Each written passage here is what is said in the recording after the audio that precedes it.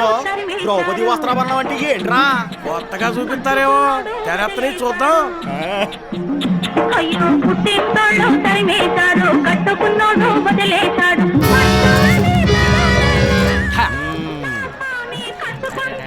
President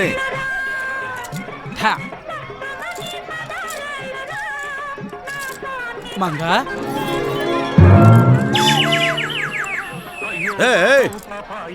మంగకి అక్కర్లేదురా, ద్రౌపది ఒక్కతే కదా, ఎలాగూ చీర లాగుతాను కదా.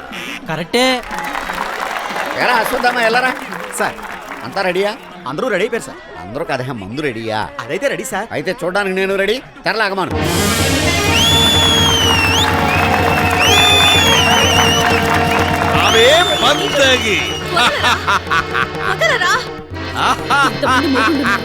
ఒక్కడు రాడేంట్రా?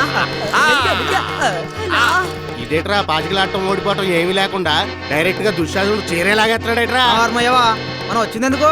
చీర లేకుండా మంగం చూద్దామని. అదేదో ముందే లాగేస్తున్నారు. పాంచాలి, ఆనాడు మయసభలో పడిపోయిన మా అన్న సుయోధనుడిని చూసి నవ్వుతావు కదూ.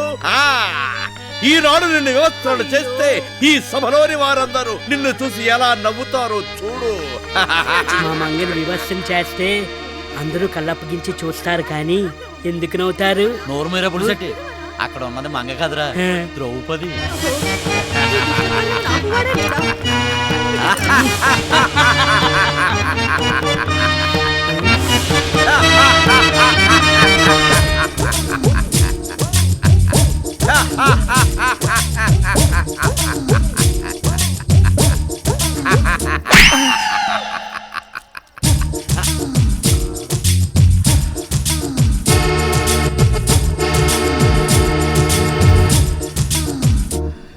ఒరే అలా చొక్క కార్చుకోకరా, అది మంగ కాదురా బాబు, ద్రౌపదిరా బాబు.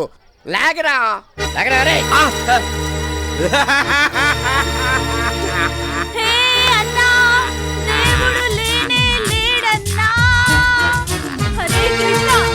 రక్షించరా కృష్ణ.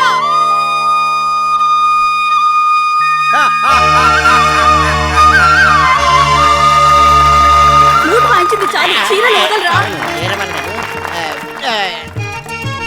నా కృష్ణ కృష్ణ ఒరే పులిసెట్టి, చేరేందుకురా? కృష్ణ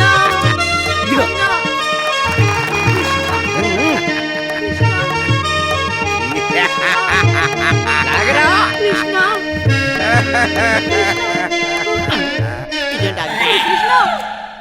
ఏమండి, ఈ చీర బాగుందండి. నీ అమ్మ కడుపు మాట పట్టుకెళ్ళు, మిగతాది ముడై తొందరగా నాటకం అయిపో. ఆగిపోయావేంట్రా? కృష్ణ బాబు కృష్ణ నీ చేతులు పడిపోను, ఇంకెంతసేపురా? కృష్ణ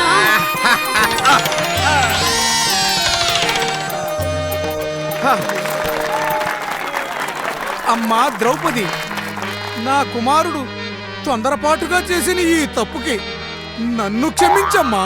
ఎవరిని క్షమించాలి? కర్ణా, ఇది మా ఫ్యామిలీ మ్యాటర్. ఇందులో నీ ఇంటర్ఫియరెన్స్ అవసరం లేదు. వాడు నా బెస్ట్ ఫ్రెండ్. వాడొక్కడికే ఈ విషయంలో తలదూర్చడానికి అర్హత ఉంది. కర్ణా, యు ప్రొసీడ్. అయ్యో బాయ్యా, భారతంలో ఇలా లేదు కదా. నర్మయ్, ఇదా వ్యాసుడు రాసిన భారతం కాదురా, ఈ సూర్యనారాయణ రాసి డైరెక్ట్ చేసిన భారతం రా.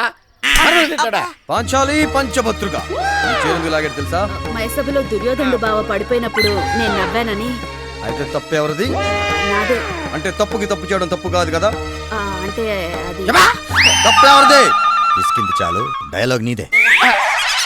ఒరే బోసు, మోసు పగిలిపోతే నీ అబ్బ 5 మొగులు ఇక్కడ ఉండగా మంగ నడిపిస్తావా? మంగేంట్రా? అదే ద్రౌపది.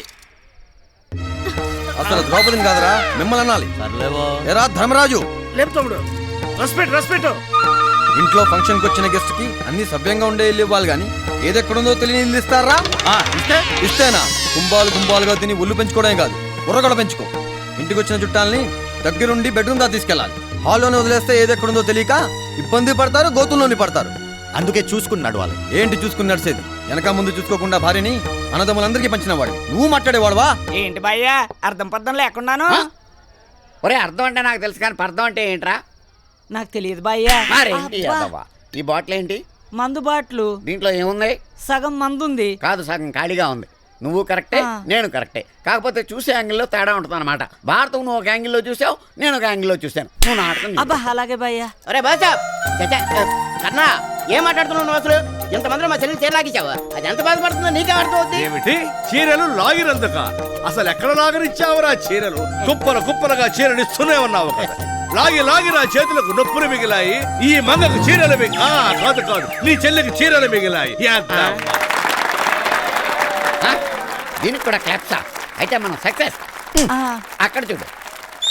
అసలు వీళ్ళందరూ అంటాం కదా, వీటన్నిటికీ మూల కారణం నువ్వు పెద్ద ఫిట్టింగ్ మాస్టర్వి. నేను ఫిట్టింగ్ మాస్టర్ నా? దిస్ ఇస్ టూ మచ్ యార్. ఒక ఆడది 5 మగాళ్ళని చేసుకోవడం టూ మచ్ కాదా? బావగారు కాలు జారి కింద పడితే చేపట్టుకుని లేపకపోగా 32 పళ్ళు బయటపడి నవ్వడం టూ మచ్ కాదా? ఇంతకీ ఫైనల్ గా నీ బాధ ఎట్లా చెప్పు నాకు. అలా రాదారికి నేనందరికీ సభాముఖంగా చెప్పుకొచ్చేదొకటే. ఇంతకు ముందు దుర్యోధన చరిత్రలో ఏనాడు ఆడదాని కన్నెత్తి చూసింది లేదు, చేరపట్టి లాగింది లేదు. దుర్యోధన నన్నొక విలన్లా చూడకుండా మాకు జరిగిన అవమానానికి ఇది రివెంజ్ తీర్చుకోవడం మాత్రమేనని సరిపెట్టుకుంటే ఎలాంటి యుద్ధాలు ఉండవు. మన మంగ మన ద్రౌపది కూడా దీన్ని పెద్ద సీరియస్ గా తీసుకోకూడదు. మీరు కూడా దీని గురించి ఒకసారి ఆలోచించండి. నాటకం అయిపోయింది.